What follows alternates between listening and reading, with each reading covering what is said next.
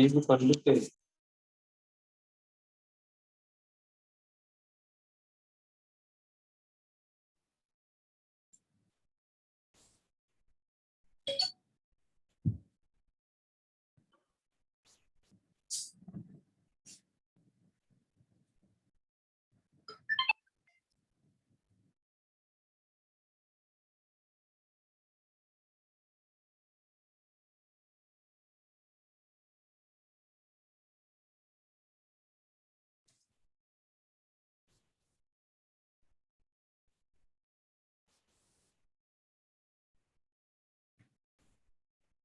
Good evening, all. Good evening, all. I'm a warm good evening on behalf of ICH and HC, MMC Chennai. We are here to share a peculiar and mercurious experience in a baby. So let us, without wasting time, let's go ahead with the presentation.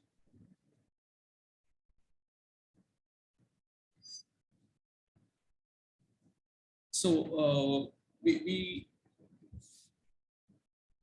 came across a well-thriving 15-day-old male baby hailing from urban area who had presented with a history of refusal of feeds, fever, and some few episodes of vacant stare and posturing 2 days back. And she was the baby was treated with some oral antibiotics outside, and there was no response. And antenatal, the baby has uneven full history. Baby underwent a normal vaginal delivery and born at 39 weeks with normal prenatal transmission, and the birth weight was about 2.8 kg, and the baby was well thriving at the present weight being 3.1 kg. So there is some history of giving some traditional medicines to the baby for the baby's well-being, and some traditional medicines and other bad CRPs like giving dry water, and few other histories also there. So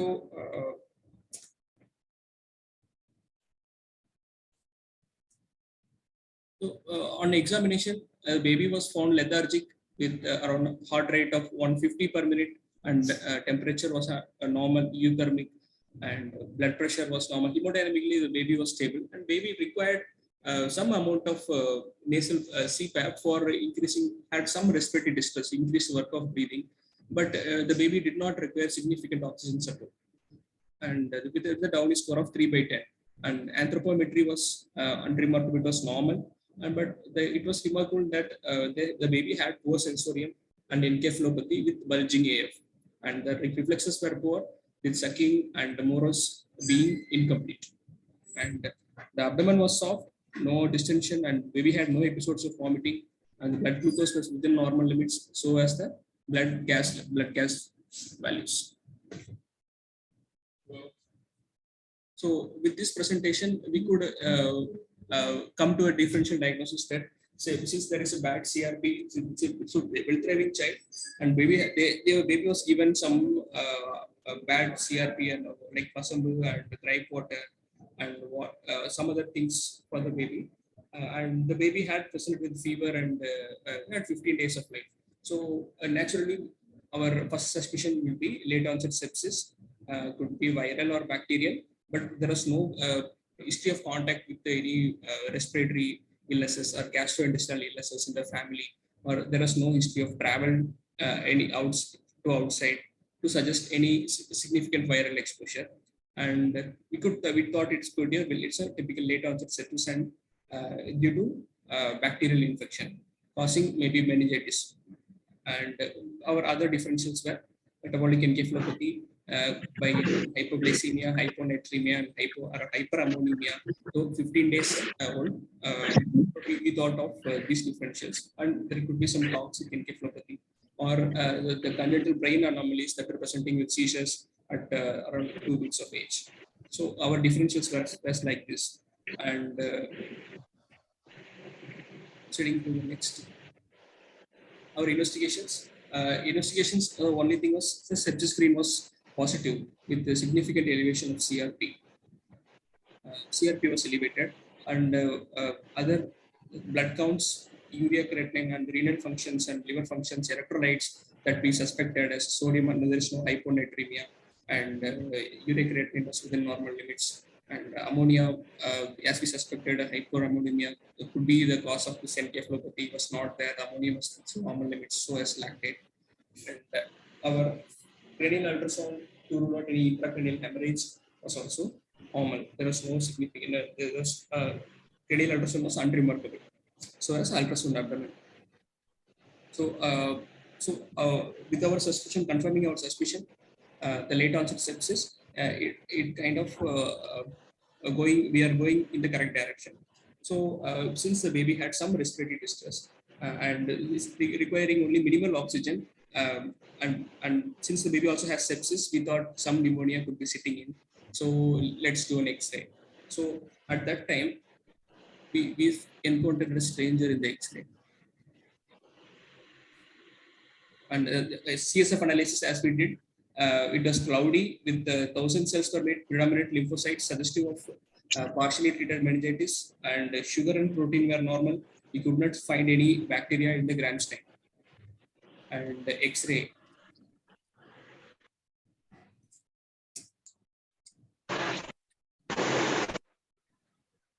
So this was the X-ray that we could see. There are some patches in the right upper lobe and middle zone, and also the lower zone, that is consistent with pneumonia.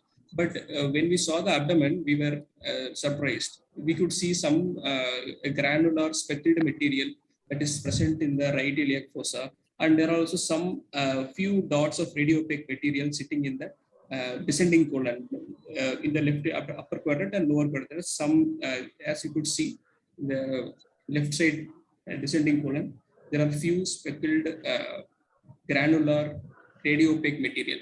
It's also present in more in the right iliac fossa.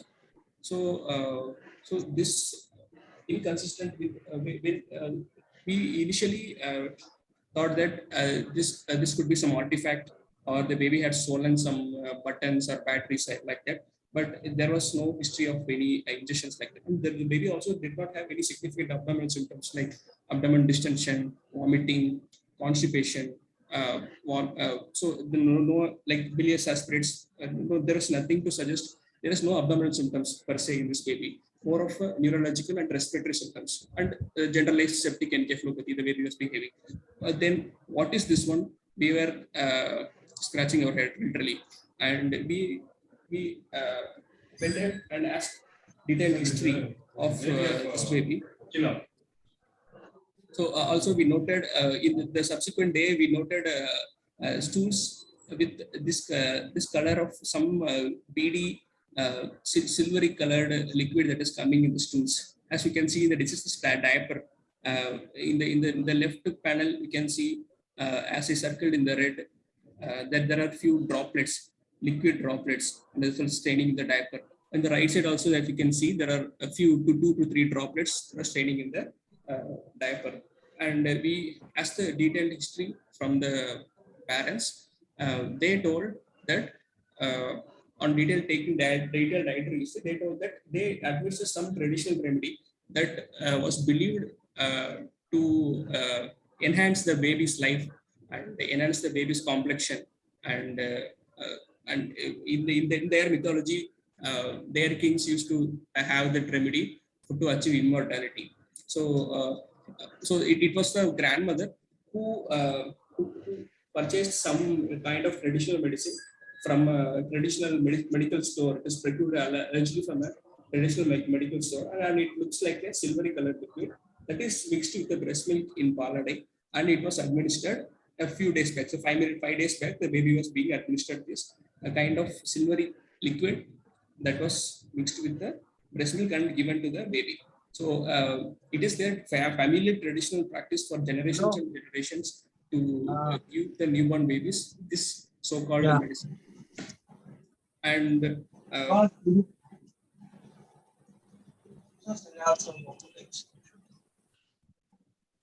sorry.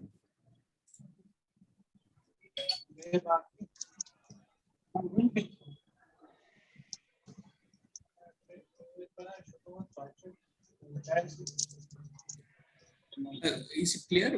Audio is clear? Is my audio clear? Yes. Thank you.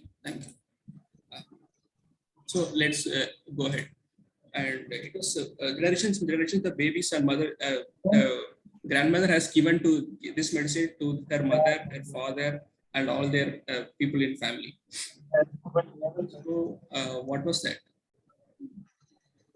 So differential, as Differential said, it is a radiopaque study in radiopaque material in the abdomen.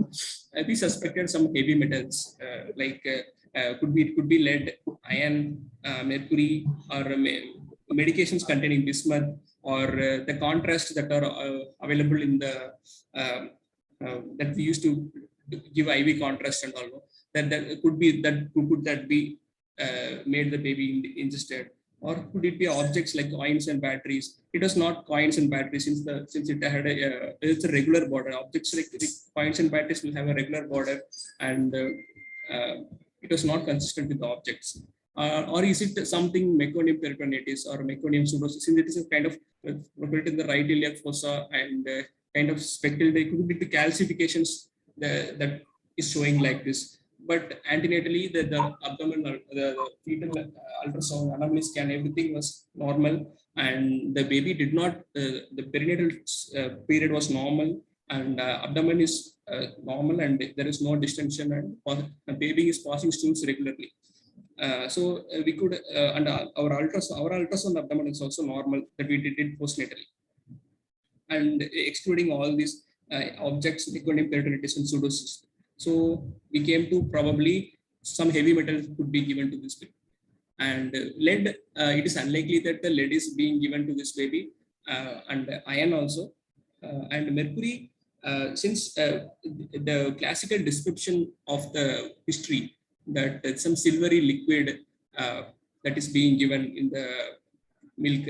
So by history and by the radiological examination of the abdomen, we thought that it could be most probably mercury that is being given to the baby.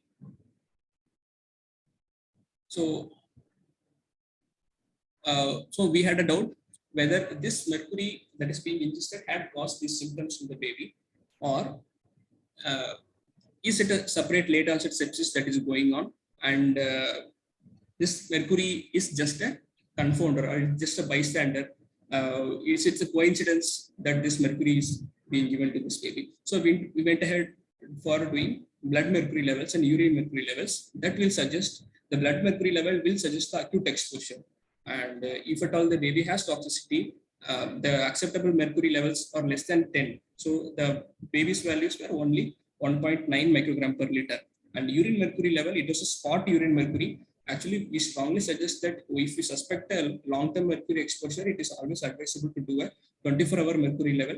But in our baby, since we couldn't collect the 24-hour sample, we did a spot urine mercury level, and it came to be 9 microgram per liter, and it was also well below the acceptable levels for mercury.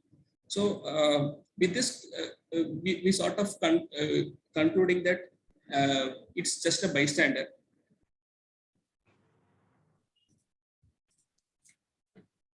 So next, how did the clinical course go ahead? So since there is a elevated CRP and this is consistent with the late onset sepsis and meningitis, so we gave IV antibiotics in anti-meningitic dose, and blood cultures and CSF culture did not grow any organisms. Probably the baby was getting antibiotics prior to admission in our hospital. So the cultures were negative. And there was prompt clinical response within 40 to 72 hours of starting IV antibiotics. The baby sensorium improved, the baby was crying for feed, and the baby became clinically well, and so as the CRP was in the declining trend. And we closely observed for any toxicities or any worsening, and it did not occur, fortunately. And there are, as we said, there is no abdominal symptoms for this baby. There's no distension, no signs of peritonitis, no vomiting, and the stools were passing normally, along with that few droplets of that liquid metal. So, So we, at discharge also we did an X-ray to see whether the material is cleared, the baby had cleared this material or not. Still, there was some radiopaque material sitting in the abdomen. So we closely followed up the baby. The baby is also well thriving, and there are no neurological or GI features to suggest the mercury toxicity, and the baby is being closely followed up. And so it was something to convey a message that this mercury is being used as a traditional remedy to the babies. They some rituals they are doing is still common, and we have to be aware of these things. And a few points about the mercury and its forms. It is very important to know how the mercury exists in nature, and which of those forms are toxic. So the mercury is it remains it exists in nature as three forms, but primarily three forms. So it could be elemental mercury. The elemental mercury is the one that is silvery, shiny colored liquid that we see in our sphygma manometer, thermometer. This was only elemental mercury. So, and this is the only heavy metal that is known to exist in the liquid state in room temperature. And other heavy metals like lead and iron, bismuth, all those things that exist in a solid state in the room temperature. And it could be inorganic mercury. So mercury can form salt. Since it is a metal, it can easily form a salt. So with chloride, sulfide, all those other negatively charged anions, this heavy metal can form a salt. And these salts are of corrosive nature. And these are primarily used in pesticides. They have an antibiotic property also.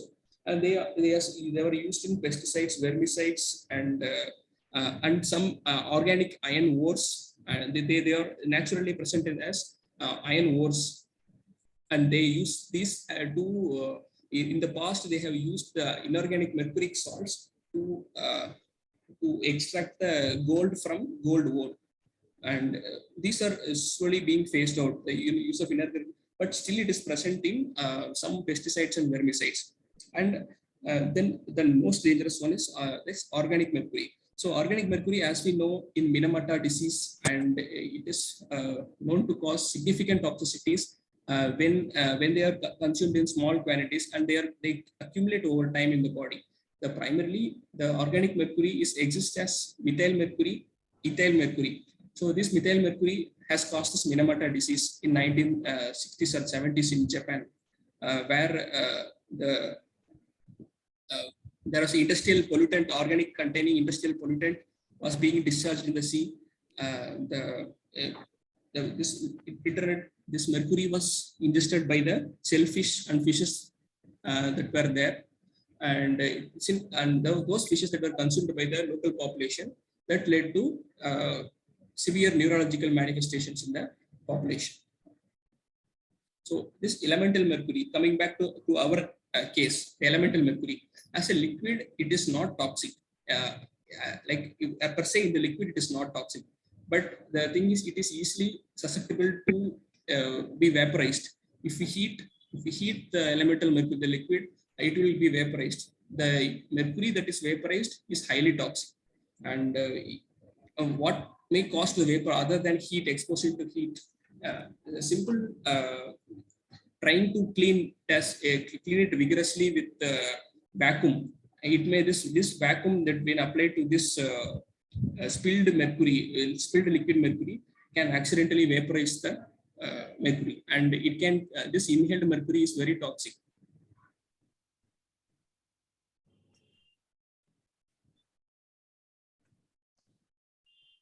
And those sources of elemental mercury are commonly, this is barometer, and second one, this is a mercury containing batteries are there, and the sphygma manometers, these are being slowly phased out from our hospitals, and thermometers. And the below one is the dental amalgam.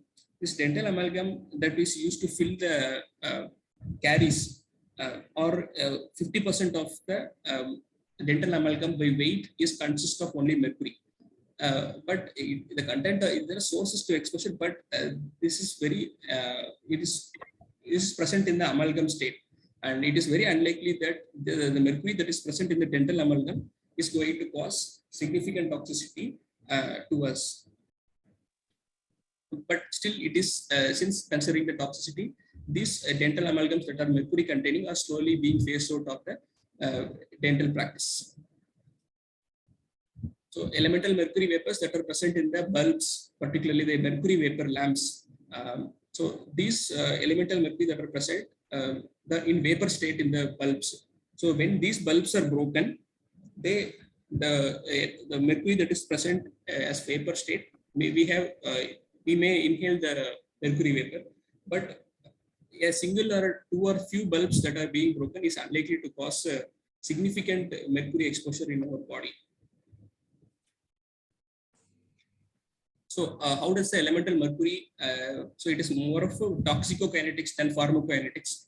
It's a toxicokinetics of the elemental mercury. So as we discussed, inhaled mercury, it is around 80% are absorbed, and it distributes rapidly into the CNS, and it forms a covalent bond, and it causes significant cellular toxicity, forming reactive oxygen species, reactive material.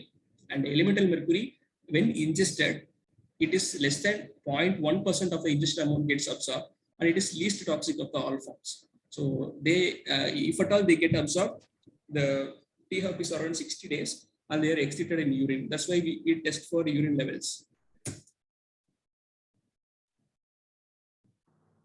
And inorganic mercury is primarily salt.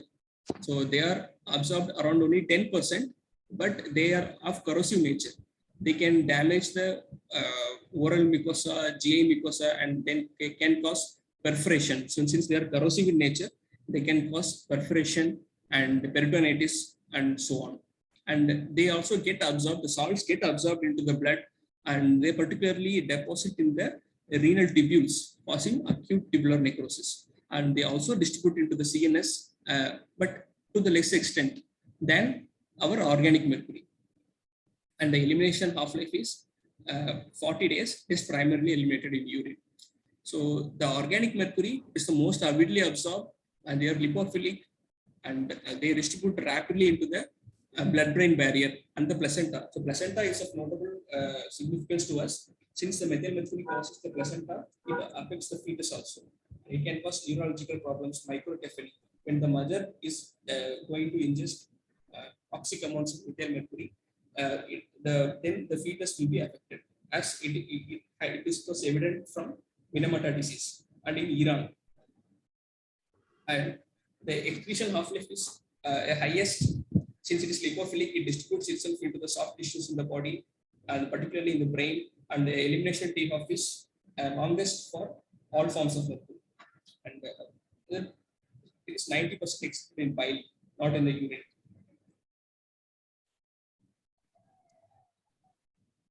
So a summary of the differential characteristics of